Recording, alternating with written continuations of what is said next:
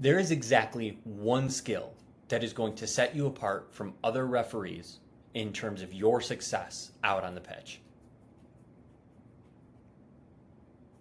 And whether you like it or not, the manner in which you control players is going to be evident in how you control the match.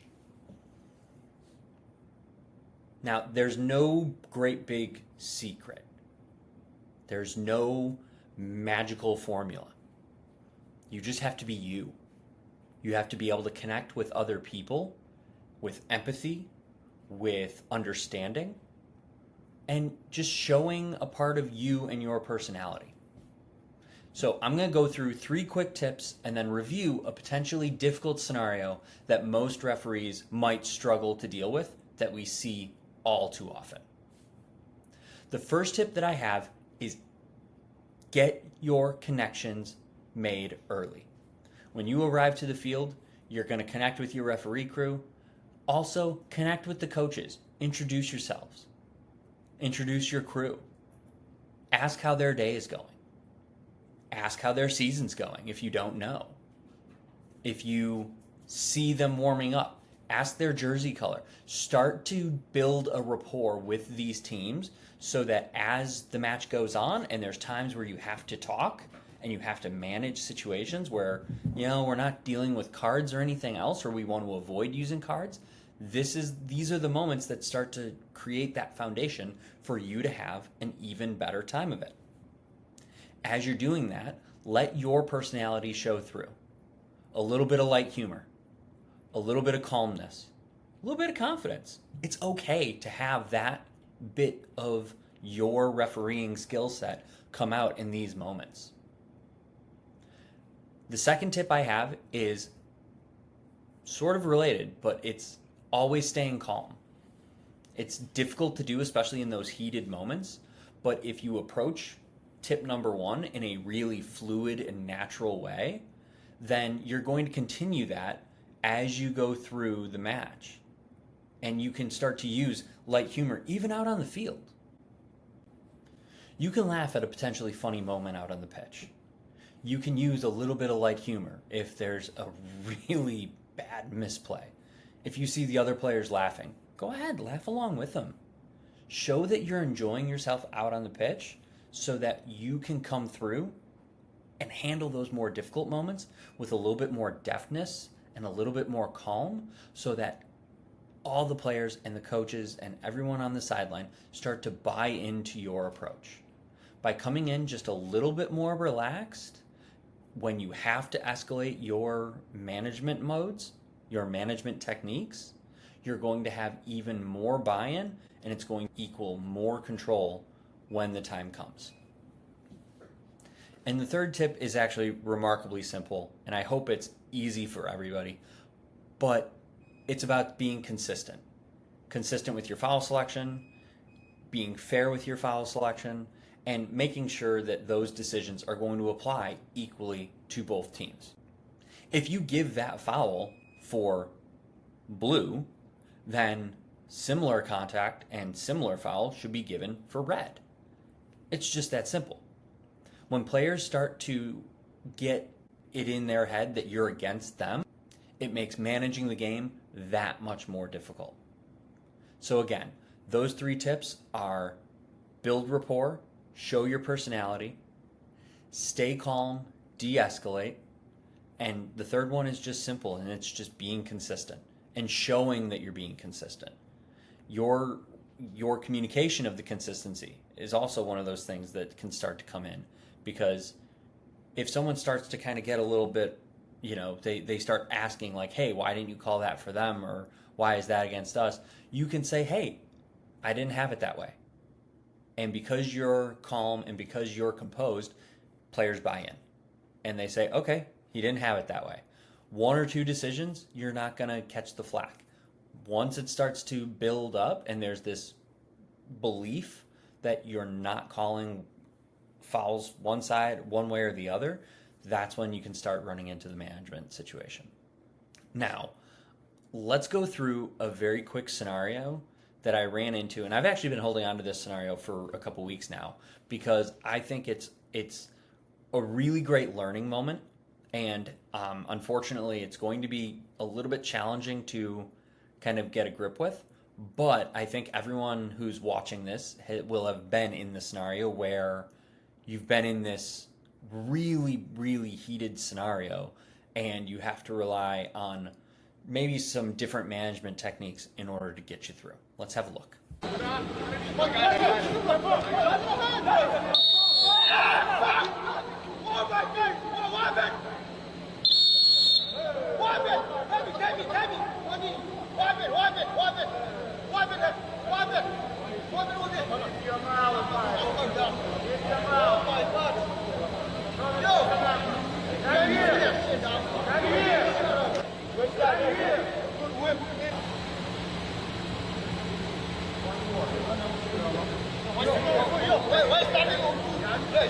I didn't stop. Yeah, you did. What did you do?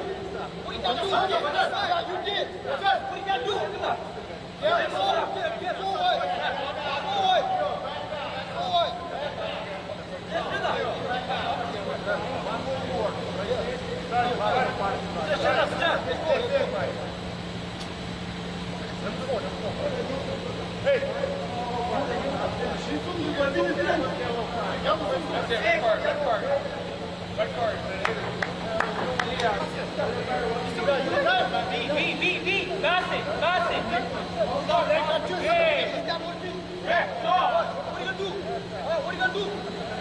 forward.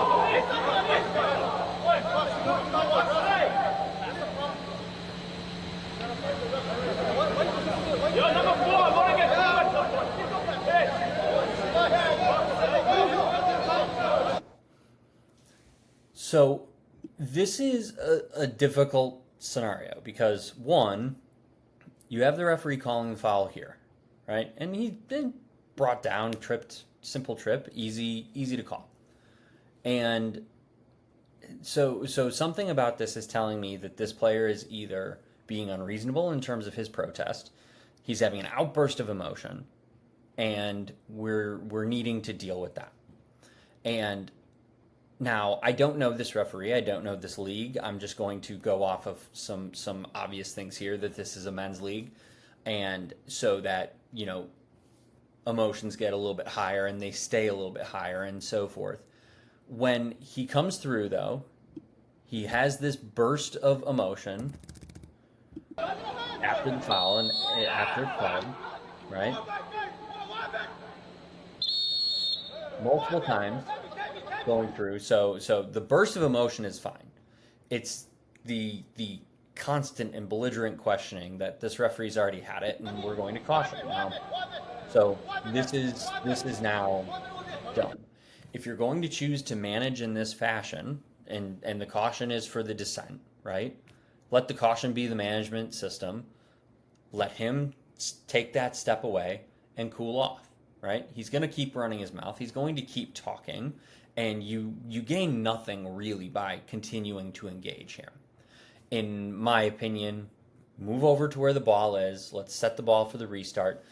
We've already used the yellow card, and unless we're talking about a better way of managing the player, and after he's had a couple seconds to calm down, if he's still chirping, we might be able to come back and talk to him in a very, very, very de-escalated fashion. Then you can have that, but you have to read the situation a little bit correctly, because in this scenario, the referee pulls out the caution, and then immediately tries to start to talk him down as he's continuing to go through. Now, you'll notice here, his teammates are on the referee's side. His teammates are backing him off, and while the teammates are asking questions, they're not dissenting. They're not getting in the referee's face here. They're actually trying to assist the referee in diffusing the situation.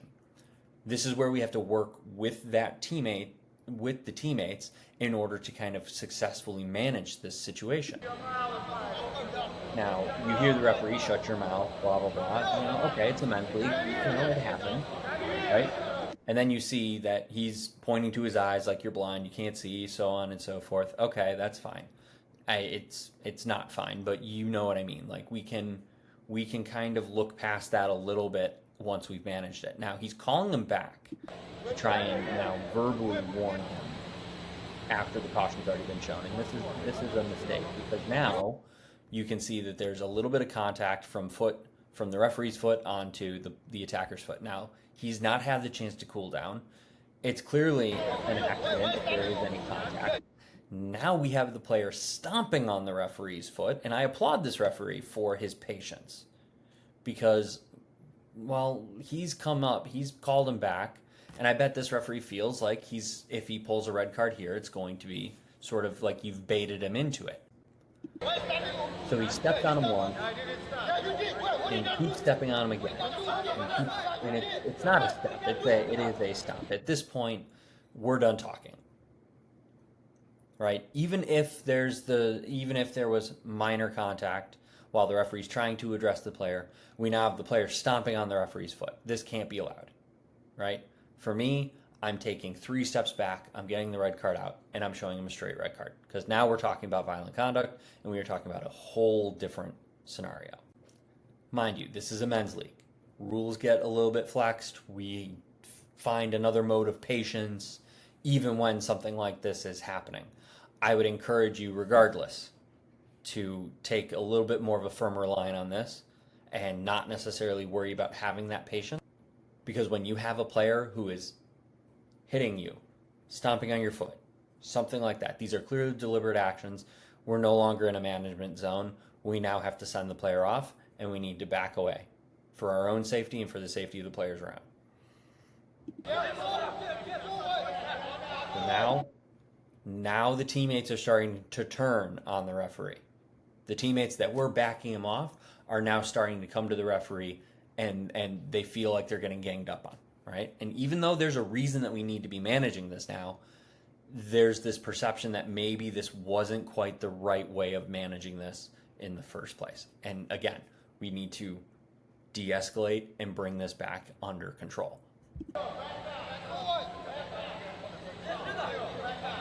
So one player's still trying to pull him out, but the referee still wants to have a word. Now we back off.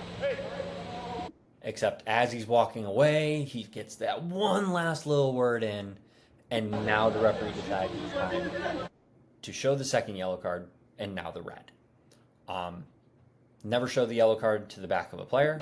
Never show the red card to the back of a player. You can see he clearly doesn't have the player's attention. And at that point, now we've lost it, right? We now have the rest of the team coming at, looking at, pointing at the other team and saying, hey, why didn't you do this? Why didn't you do that?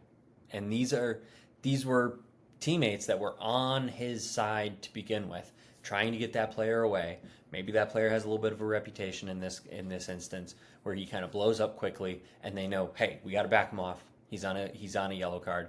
Now there's nothing more to manage. You've sent him off, and that's the end of it. I think if you were stronger with the red card right from the start after the foot stomp, now the teammates don't have any problem, right? But because you're using the double caution, now they're going to feel like you're being nitpicky, which is kind of a weird thing, but at the same time, they're only looking at this from their perspective, and they're not looking at this from a, hey, I need to manage the game perspective.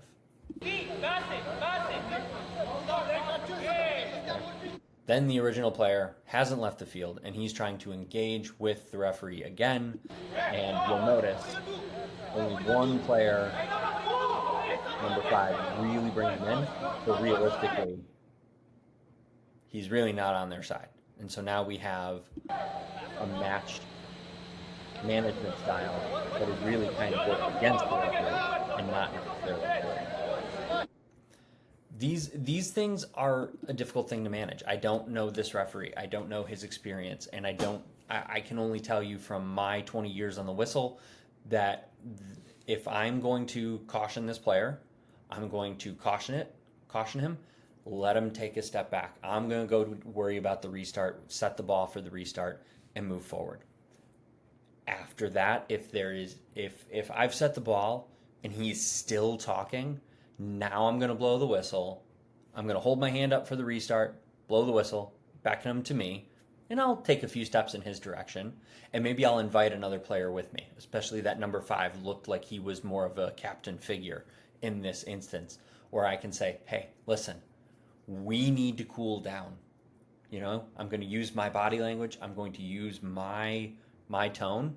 I get that you don't agree with the foul, but we need to calm down if you want to stay in the game, because I cannot have you doing this, right? At which point, I'm calm. I'm coming in lower. He's had a few seconds to cool down, making sure maybe we can get some of those emotions kind of out, right? And then we can move on with the restart. Now, obviously, we have that foot contact and then the player stomping, and that adds a different wrinkle to this whole thing that I think when you manage it one way versus kind of the way that you see in the video, you start to run into multiple levels of things that we could have done different, and we see the situation sort of spiral out of control.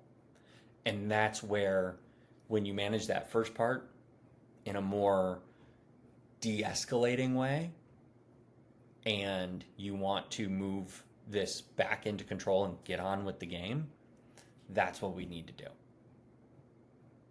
I don't mind the first caution. Don't mind that at all. If that's the route that needs to happen, then that's the route that needs to happen. Show the caution, let them back away, go to the ball, supervise the restart, right?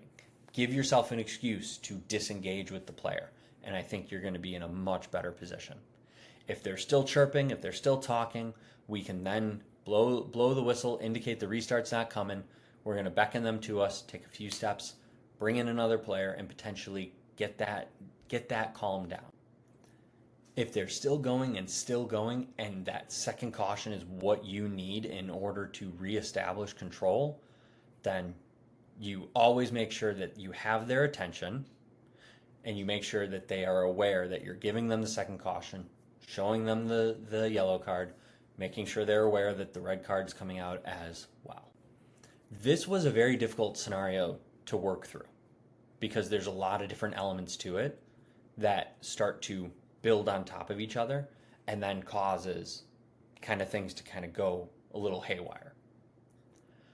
But when you have the ability to show your personality, to give yourself the excuse to be in better communication with these players and showing more of your natural attitude and respect to them, we then have a better opportunity to sell fouls without that emotional outburst. We have the ability to maintain fairness and stay consistent with our foul selection. We have the ability to maintain calm, control, and demonstrate with our bodies and with our communication and our whistle how to maintain that de-escalating control. This is not an easy thing to develop. So if you are a newer referee and you struggle with confidence or you struggle with your body language and your communication, players and coaches can read that. And that's where I think you're going to struggle. But the more you are able to convey confidence through your body language, convey your own personality, and you build rapport with players and coaches, the easier of time you will have when it comes to selling the fouls and indicating the consistent nature between both teams as you're managing the game. I want to know, what are your tips for successful player management? What are the things that you do in order to make sure that you can maintain control without necessarily relying too much on cards and that sort of officious nature that a lot of referees tend to adopt when the game gets tough? Let me know what you think in the comments, and if you do need help with this kind of management, if you need help with managing players and managing coaches, this is the perfect place for you to be. Check out the Referee Circle link in the caption and join the community, because this is the kind of stuff that we're working on week in and week out. And I look forward to seeing you there. Until next time, good luck out on the pitch. All the best.